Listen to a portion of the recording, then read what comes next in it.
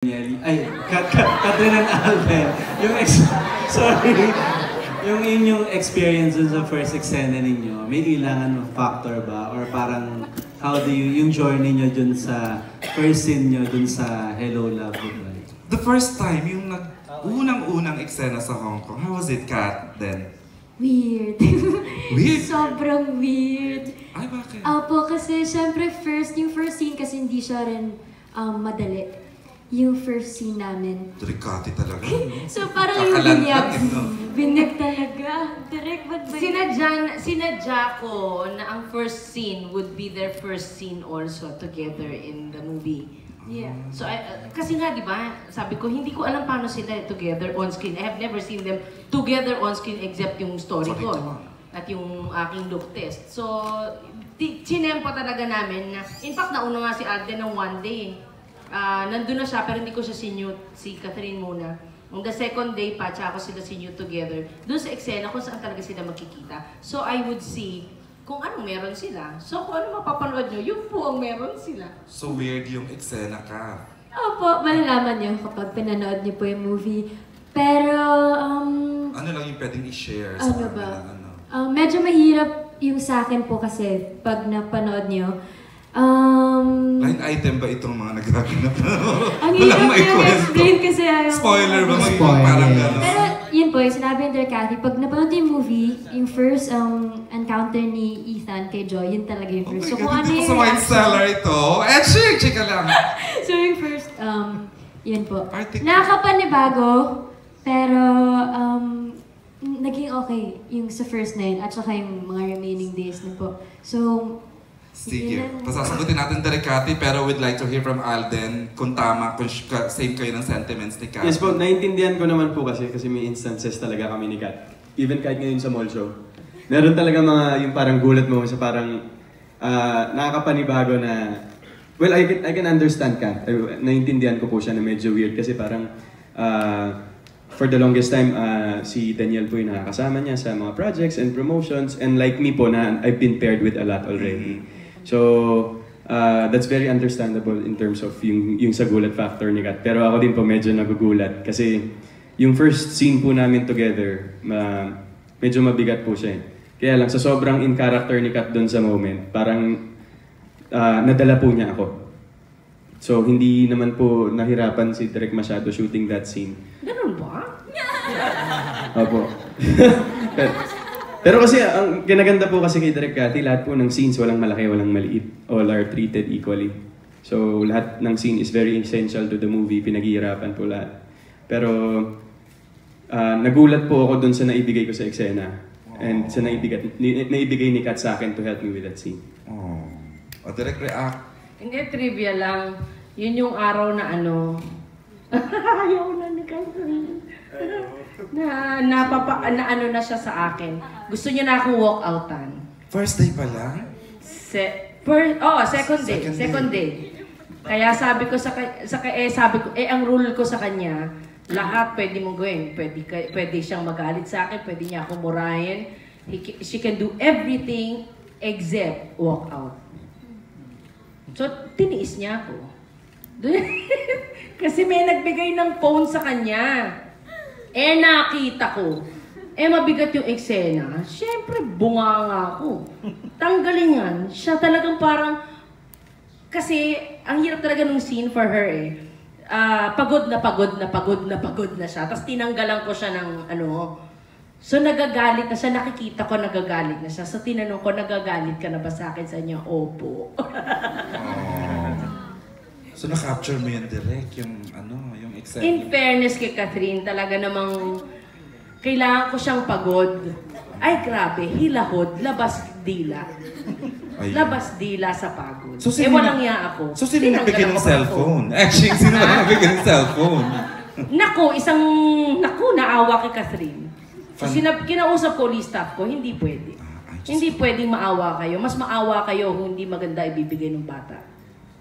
Wow. Salbahe ka. Nag-iisa ka talaga. Ito na, Von, you? Kat, then? Opo. First. Go ahead, share mo, Kat. Yes, yung sa question niyo po about sa immersion, tama, nag-immerse po kami ni Alden. So, prior to going po to Hong Kong, si Alden, bartending lesson siya. Kami naman, Cantonese lessons po, yung mga basic. Tapos pagpunta doon, sa first night po namin, pinapasok talaga nila kami as waitress and as bartender sa isang bar na parang Filipino-owned ba yun, Direk? Or something? Yung manager. So natulungan kami para lang sabi ni Direk bago kami mag-shoot. Medyo ma-warm up kami sa galawan, maging natural lahat. So, yun, na-experience po namin yun for a night. And then originally, sabi pa ni Direk, dapat ipapa-fly po talaga ako days before the shoot talaga para ipapasok talaga ako sa employer sa Hong Kong with our AD. Tapos, mamamasukan po talaga dapat ako, yun yung original plan. Pero medyo hindi po kasi naayos sa schedule kasi medyo kapos po sa oras. So, ginawa na lang ni Direk.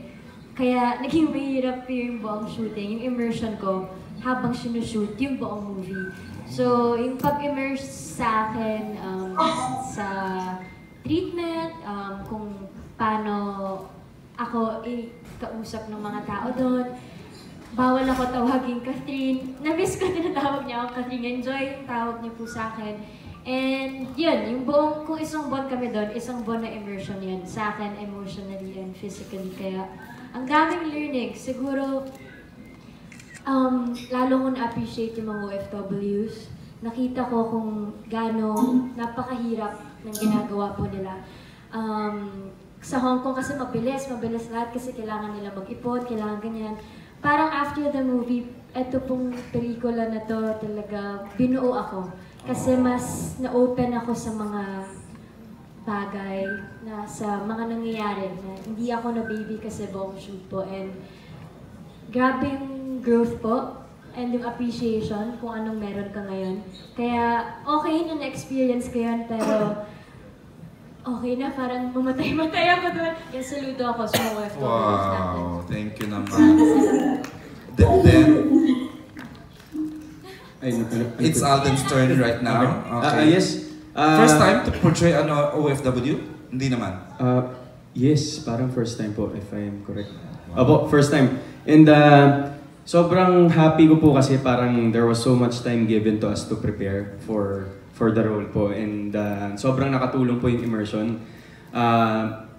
Mas nakatulong po sa akin yung I was able to talk to the bartenders po dun sa mismong bar. Kasi tinanong-tanong ko sila, kamusta buhay dito? Parang napakabilis po eh, kasi papasok sila ng ng gabi hanggang madaling araw, matutulog sila sa araw, tapos papasok na naman sa gabi. So parang kwento nila sa akin was pag yung mga naiwan nilang pamilya dito sa atin, sa Pilipinas, nagugulat sila na ang laki na ng pinagbago. Like yung mga anak nila na parang may nali-left out, may nami-miss sila because of the work, because they had to work.